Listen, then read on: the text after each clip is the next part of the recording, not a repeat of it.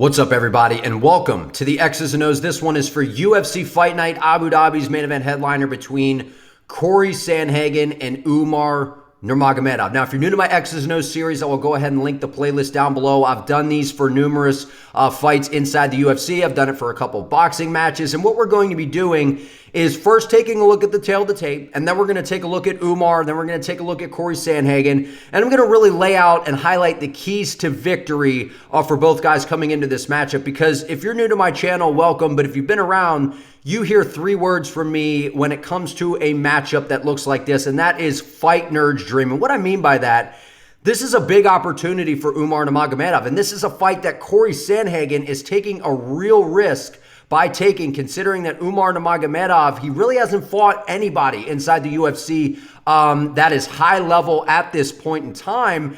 And Cory Sandhagen has been around, and he's kind of fought the who's who of the division. He's fought for an interim title against Petr Yan, where that was a very close fight. And so Cory Sandhagen has a lot to lose in this matchup, where it feels like Umar doesn't have the same to lose compared to Cory in this fight. And that's what makes this so interesting. Is Umar as good as what we might think he is? And I do believe he is, but let's first start and take a look at the tail of the tape here. 17-0 Umar Nurmagomedov, 17-4 Cory Sandhagen. One thing I think that's getting overlooked a little bit, the experience of Umar. While he doesn't have that top flight experience inside the UFC that Cory has, he still has 17 professional fights. He still has 17 professional fights, but I still give the edge to Cory Sandhagen in this matchup here. You know, 17-4, but he's fighting the who's who inside the UFC. He's, like I said, contested for an interim title inside the bantamweight division. And I got to give that edge to Cory Sandhagen, man. He's fought in Apex main events. He's fought in Fight Night main events. Like this guy, the moment will not be too big for Cory Sandhagen, where it could be on the side of Umar Nurmagomedov. Now, when we go down a little bit here and we look at some of the measurables, everything virtually identical other than this right here. We got Cory Sandhagen at 5'11", slight height advantage to Umar's 5'8". Now, Cory Sandhagen, one of the taller guys inside the weight class. One of the reasons people are excited to see a possibility of, Sandman and Sean O'Malley, two tall guys for the weight class.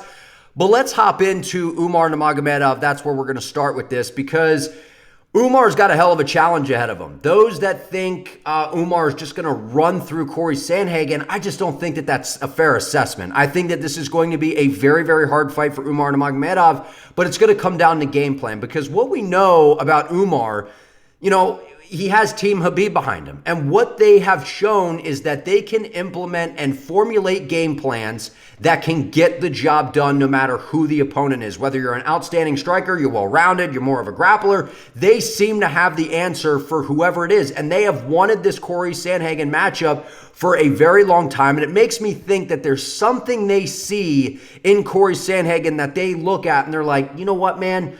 We can get this done. We can get this done. And this is a big opportunity, like I said, for Umar Nurmagomedov. But when we take a look at how fights are getting done for Umar, you see this here, 17 fight win streak, 7 by submission, 5 first round finishes. So very, very impressive stuff. So Umar Nurmagomedov, like I've said, he kind of gets overlooked a little bit in terms of the aggressiveness and the finishing ability when it comes to the striking. And I think that that's something that I think people are kind of glancing over and not paying enough attention to, is Umar is a real threat on the feet to Cory Sandhagen. And I know that Cory probably, I would still give him the edge in terms of the striking. Umar has dangerous kicks. He has a very nasty question mark kick. He's got good front kicks up the middle. He's got power in his hands. And he's got good knees up the middle that he can use in case Cory Sandhagen decides that he wants to try to prove a point and wrestle with Umar, which I just don't think we're going to see from Cory in this fight. But when we take a look at some of the numbers when it comes to Umar inside the UFC, this is where things to me are pretty interesting. 316 strikes attempted, 221 landed. He's got a 70% striking accuracy. Not too bad. Not too bad for a guy that's kind of looked at as a grappler here. Takedown accuracy, he's landed 6 inside the UFC, 25 takedown attempts. So to say that Umar is just some crotch sniffer, I don't think that that's a fair assessment, man. This guy has no problem staying on the feet and looking to stand and bang a little bit. But if it gets a little hairy, like we saw in the Bekzat fight, which we're going to talk about in just a moment, he has no problem going to where he probably has an advantage over just about everybody inside the division, and that is in the grappling. Now, this is an impressive stat. And again, this is data, these are numbers, and this doesn't always paint the full picture. But 4.75 significant strikes landed per minute and 0.5 absorbed per minute. So what that's telling me is Umar Nurmagomedov is landing some good shots and not really absorbing many. Now, in this fight, he's going to be absorbing some shots against Cory Sandhagen. I don't think that there's a scenario where he comes out of this scot-free, right? And I think that Cory Sandhagen is going to formulate a game plan of his own that's going to be very intelligent in the way that they approach Umar. But when we look at, the target aspect of Umar, I love this stat right here that the UFC puts out on their website. We see 76% to the head, 15% to the body, 10% to the leg. This is something that I think Umar is going to need to do in this matchup. Attack the legs of Cory Sandhagen. Attack the legs of Cory Sandhagen, because what Cory's going to try to do is utilize a lot of footwork, a lot of lateral movement, and try not to allow Umar to close him down. And if you take away some of that mobility and you make it harder for him to move and you invest in the leg, that can pay dividends as the fight plays out. And we've seen Umar, he throws those front kicks up the middle, try to take some of the wind out of the sail. I think that would be a smart investment, but predominantly, he's going to he's looking to land some significant shots here. So very interesting stat line overall from Umar Nurmagomedov. But this is where, to me, things get pretty interesting, right? So when we look at Umar inside the UFC thus far, again, not the same competition as Cory Sandhagen. Not the same competition as Cory Sandhagen. We see here, second round submission against Morozov, right? Gets that done. Comes up here, Brian Kelleher, first round sub. Goes out there against Benes. Unanimous decision. Comes out here against Barcelos. That was a nasty finish. Comes out here against Beksat Almakhan. And, people are kind of ragging on this performance a little bit. They're like, who's Almakhan, man? Why, and I got to be honest, I wasn't super aware with who Beksat was coming into that matchup, but I did a little bit of research.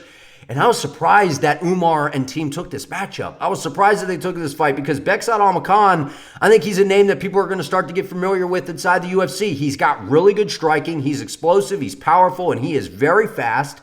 And what we saw in that fight is Beksat landed some really clean shots on Umar. But what that showed me as well is, yes, Umar is hittable, but his fight IQ to know, look, there's no point in me just standing on the feet here and giving this guy an opportunity when I can dive on the legs, I can take him down, and I can control him and win this fight. And that's what we saw from Umar Nurmagomedov. So for me, I think Umar Nurmagomedov has a couple ways to win this fight. But if he's going to get this thing done, I think it's going to come down to the grappling, because I really think that despite all the improvements that Cory Sandhagen has made in terms of, his game, all in all, I've said Cory Sandhagen, I think, is the most well-rounded bantamweight in the division right now.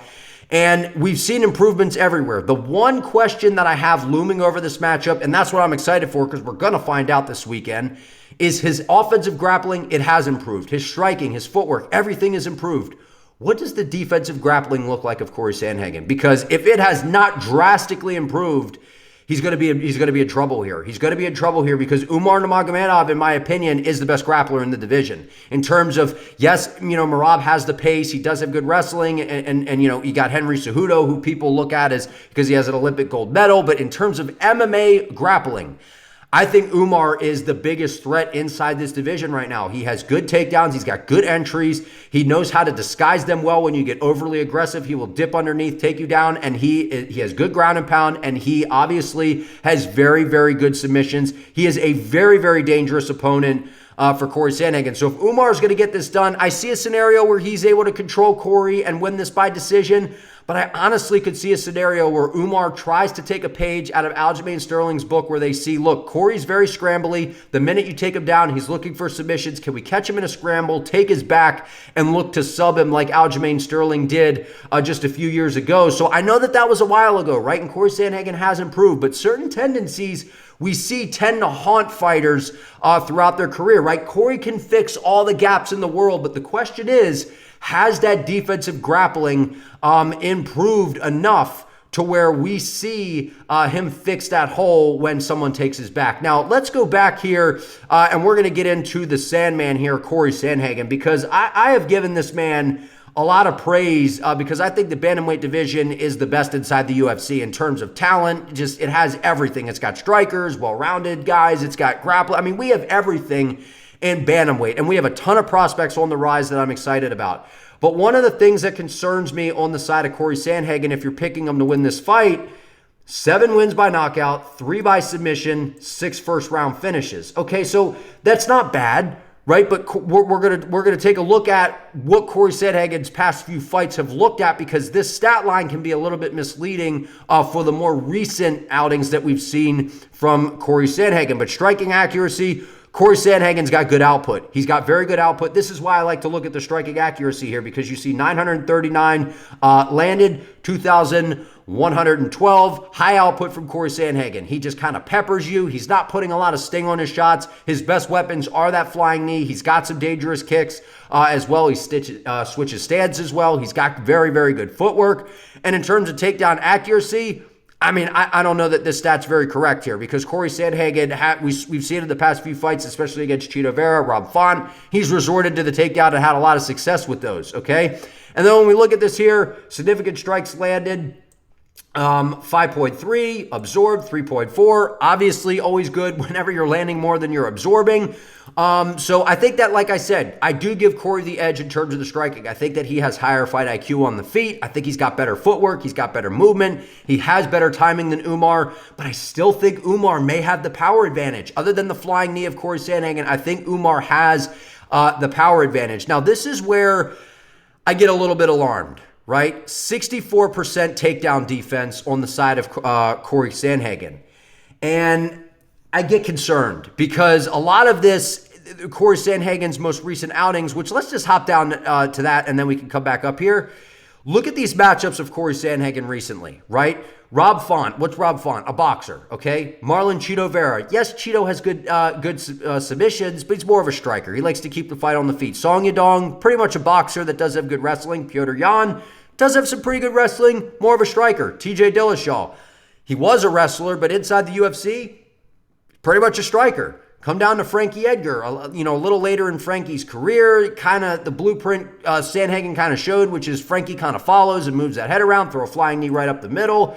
You know, Frankie does have good wrestling, but a lot of these guys, man, other than Aljamain Sterling, don't have a crazy threat in terms of the grappling. And I'm gonna go on a limb and say this. I don't think we've seen Cory fight somebody this dangerous in terms of the grappling since this fight with Aljamain Sterling back in June of 2020. And look how it ended. You know, and I know that was a while ago and Cory has made improvements, but there's certain things, like I said, that just tend to haunt guys. We've seen this with Dustin Poirier, where Poirier fixes, his holes on a lot of different things, but there just seems to be something that doesn't click when a guy takes his back. And he has made some adjustments as well as Poirier. And I'm not saying Sandhagen's Poirier. I'm just saying certain things tend to catch a fighter. And that is what I'm so interested to see, because Cory has a very impressive resume. He has fought the who's who in this division. He has a very impressive resume. He's riding a 3-fight win streak ever since the Yan fight, which that was a really, really impressive fight between him and Yan. That was one of my favorite striking matches back and forth to watch. But you see here, he gets a 4th round stoppage over Song Yadong. Now, this fight was stopped. There was a nasty cut on Song Yadong's face, so that's why, the fight had to be stopped. So it wasn't like he starched him. Comes out here, gets a split decision over Chito Vera. This wasn't a split decision. This was a unanimous decision win for Cory Sandhagen. The one judge, I think, had beef with Cory or something, so that's why he didn't give it to him. And then coming out here against Rob Font, another decision. So it's been a lot of decisions for Cory Sandhagen. When's the last time he had a finish?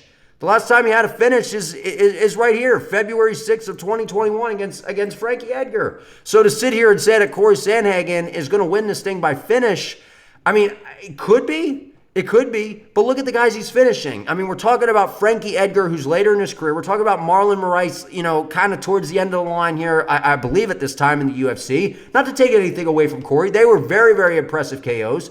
But as he got up here in the steeper competition, we saw the KOs disappear. We saw it disappear, and that happens sometimes, right? You're fighting better competition. You're not going to be able to get everybody out of there.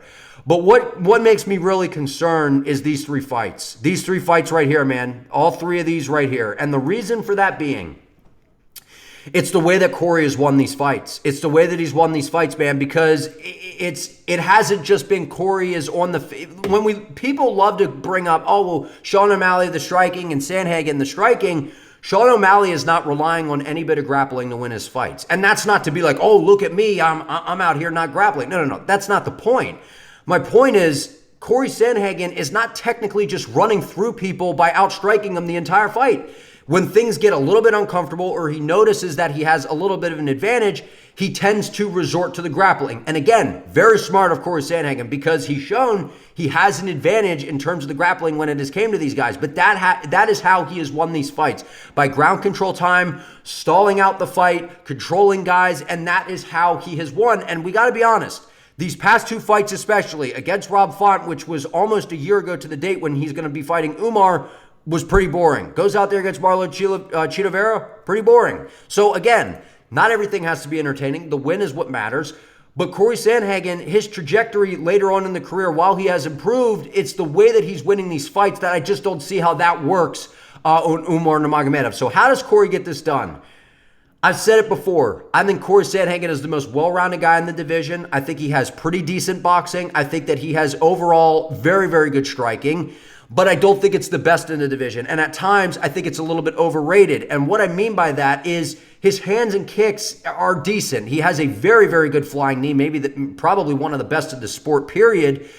But I think it's the footwork and fancy stance switching that kind of creates a little bit of an illusion to how great of a striker Cory is. While I think he has very high IQ, it's not like he's in there battering people in terms of the striking, in my opinion. Maybe I'm missing something. Feel free to comment below. But when I go back and watch these fights, it's just not, I'm not getting that type of vibe. I'm not getting that dominant striker type of vibe like a Sean O'Malley. While he's had some finishes and things along the lines, and I do think he's very technical, I don't think he's a dominant striker inside the UFC. I think he's good, like I said, but it's the footwork and angles that Cory is going to cut and utilize that is going to make it very interesting to see how Umar is able to get a hold of him. Because if you're just trying to move forward, pressure Cory Sandhagen, just kind of run him up against the fence, it's going to be hard to do. It's going to be hard to do because Cory's got really good footwork. He's fast, he's long, he's rangy. And like I said, you saw TJ Dillashaw have to shoot for takedowns back when they fought. And guess what happened?